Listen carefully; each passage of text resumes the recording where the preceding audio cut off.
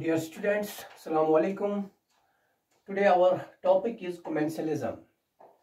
आज की इस वीडियो में हम बात करेंगे regarding the commensalism. Basically, this commensalism is one of the types of the positive interactions, and this commensalism it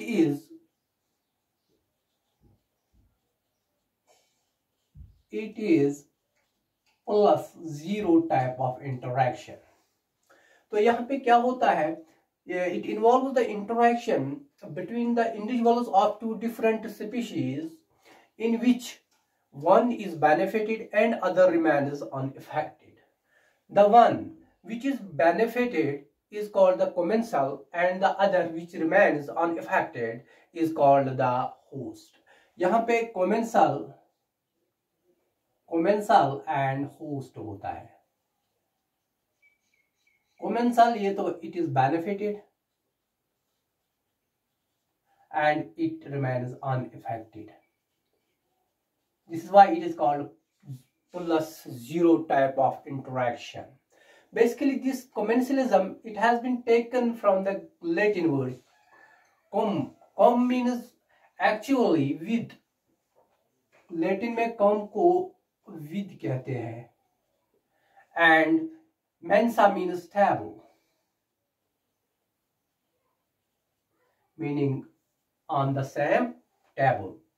तो यहाँ पे मतलब com means with, mensa means table. वो this type of interaction जिसमें एक को benefit मिलता है, एक individual को दूसरा जो है वो मतलब unaffected रहता है.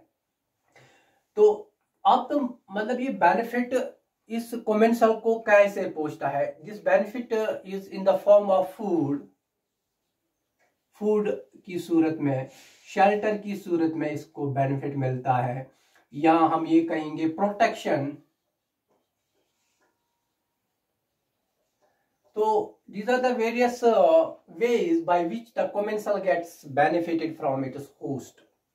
अब इसको हम देखेंगे, we will try to further understand this through various examples. Examples से ज्यादा हमें क्लियर हो जाएगा.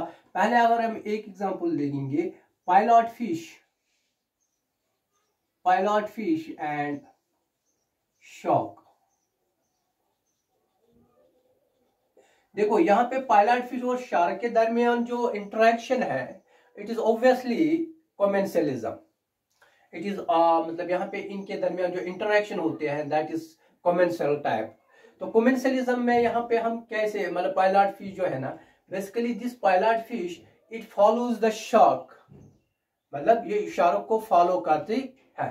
तो और यह मतलब जो जब ये शार्क को फॉलो करते हैं, इसके पीछे पीछे चलती है, तो जो शार्क से मतलब जो कि वहां से जब शार्क अपने प्रे के ऊपर फीड करती होती है, तो उस वक्त उससे कुछ फूड पार्टिकल्स मतलब जो फूड पीसेस डिटैच होते हैं, and this pilot fish it feeds upon those detached और the broken down food pieces. तो इन्हीं के ऊपर यहाँ पे ये पायलट फिश फीड करती है. तो यहाँ पे पायलट फिश जो है it is acts as a commensal, and on the other hand जो शार्क है that is host because shark remains unaffected in this type of interaction. तो ये रही one example. इसी तरह अगर हम देखेंगे दूसरी मतलब जो है Arctic fox and seals. देखो आर्टिक फॉक्स जो है यहाँ पे और सील्स के दरमियान, इनके दरमियान भी ऐसी टाइप ऑफ इंटरेक्शन होते हैं. यहाँ पे भी आर्टिक फोकस जो है it acts as a commensal because it takes the left over food from the seals. तो सील से लेफ्ट ओवर फूड रहता है, मतलब यहाँ से छोड़ के जो ये छोड़ते हैं तो इसके ऊपर ये फीड करते हैं. यहाँ पे आर्टिक फोकस को बेनिफिट मिलता है in the form of food, तो सील रिमेन्स अनअफेक्टेड. इसी तरह अगर हम देखेंगे जैकल एंड लॉयंस. देखो जैकल आपको पता, आपने मतलब लास्ट टाइम भी मैंने आपको बताया था, it follow jackals follows the Lions. जो बिग कैट्स होते हैं इनको फॉलो करते हैं, और यहाँ से जो मतलब जो डेड ऑर्गेनिज्म के फिर पीसेस ऑफ फूड यहाँ पे रहते हैं लेफ्ट ओवर जो होता है इसी के ऊपर ये जैकल फीड करता है। Although jackal itself is predator but most oftenly it feeds upon the leftover from the big cats। तो यहाँ पे जैकल जो है इसको बेनिफिट मिलता है, ये यहाँ पे बेनिफिट इसको मिलता है in the form of food, तो इसको हम कहेंगे ये तो commensal hand। on the other hand ये the lion it acts as the host। तो एक और एग्जांपल हम देखेंगे, sucker fish and shark। sucker fish and shark। एक और interesting example of this type of interaction that is commensalism. Sucker fish जिसको रिमोरा कहते हैं, रिमोरा। तो ये सकर फिश जो है it remains attached to the under side of the shark. Shark के साथ ये अटैच रहती है, किसके जरिए? With the help of suckers. Suckers के what are suckers? Suckers are basically the modified dorsal fins। तो इन्हीं fins, इन्हीं suckers के साथ ये शार्क के साथ अटैच होते हैं। तो इस दौरान ये क्या करते हैं, एक तो इसको राइड मिलती है यहाँ पे, यानी ये राइड करते हैं, तो एक बेनिफिट ये। दूसरा, occasionally it gets detached from the body of the shark and it feeds upon the leftover food from the shark। जो शार्क अपने प्रे के ऊपर जब ये मतलब फीड करते होते उस दौरान जो फूड पीसेस रहते हैं ना, फिर ये इनके ऊपर यहाँ पे फीड करते हैं। इसको यहाँ पे दो बेनिफिट्स मिलते हैं, ride and food. This is another interesting example, ठीक है ना। इसी तरह एक और एग्जाम्पल अगर हम देखें, फाइरास्पर and sea cucumbers।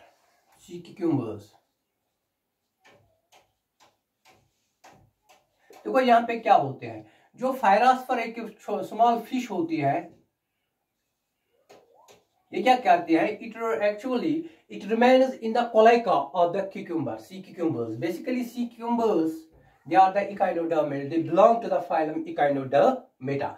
तो यहाँ पे जो ये फिशेस होते हैं जिनको फाइरास्पर कहते हैं, फाइरास्पर्स, they live in the cloaca of the sea cucumbers। वहां पे क्या करते हैं, they feed upon its fecal matter।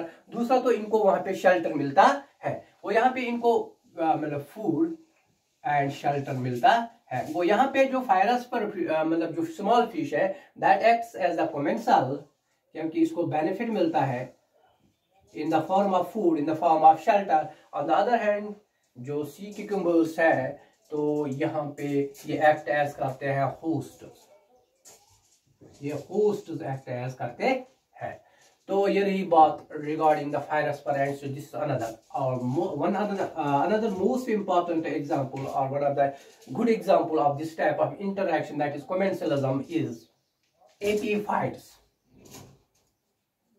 epiphytes देखो, जहां तक एपीफाइट्स का ताल्लुक है, epiphytes these are basically the autotrophic plants।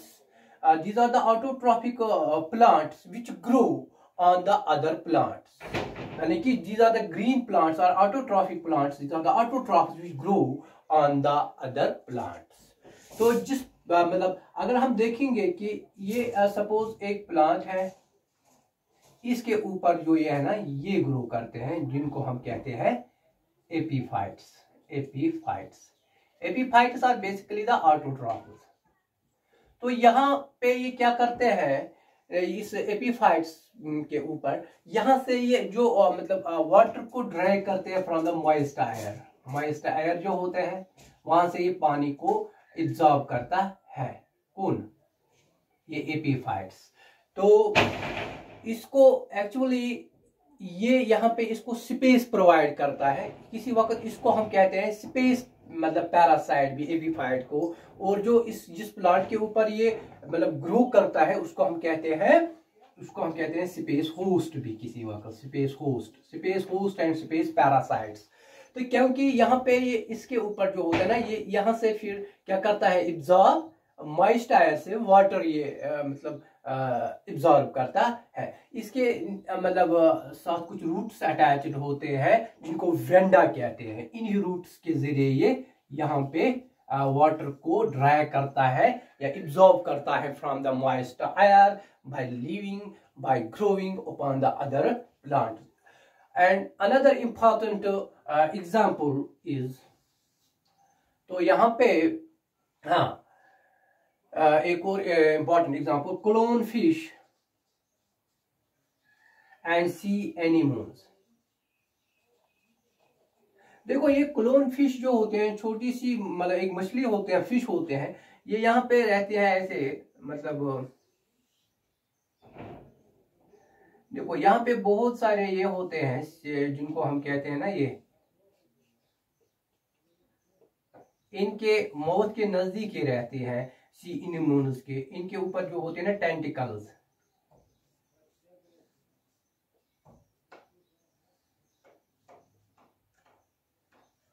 ऐसे इनको जो सी ने basically they are the coelenterates, they belong to the phylum Cnidaria. एक फाइलम है, इसी से ये बिलोंग करते हैं. इनकी एक कैरेक्टरिस्टिक फीचर होती है कि इनके पास टेंटिकल्स होते हैं. They acts as the organs of the protection. जब ये फिश जो है यहाँ पे रह के ये यहाँ पे इसको फिर चूंकि ये इसको इन टेंटिकल्स के जरिए से ये अपने आप को प्रोटेक्ट करते हैं फ्रॉम इट्स प्रेडेटर्स, है ना. तो इस तरह यहाँ पे इसको प्रोटेक्शन मिलता है. यहाँ पे जो क्लोन फिश है ये कोमेंसल है, तो उनके ऊपर कोई असर नहीं पड़ता है सी एनिमल्स के. दे एक्ट्स एज अ होस्ट. तो this is another type of the example of this very that is commensalism. This is all about today's topic, that is the commensalism. तो आज हमने बात की commensalism के बारे में. commensalism के बारे में मैंने आपको पहले ही बताया कि ये it is a type of positive type of ecological interaction, and it is plus zero type of interaction, in which one is it is a type of interaction between the individuals of two species, in which one individual is benefited, and it is benefited in the form of protection, food, shelter. तो and the other organism that remains the unaffected, तो जिसको हम कहते हैं host. So this is all regarding to the commensalism. Inshallah, in the coming topic we will proceed ahead. We will take another subtype of this positive type of interaction, that is proto cooperation के बारे में उसमें हम बात करने जा रहे हैं. Till then, fi amanillah. Thanks.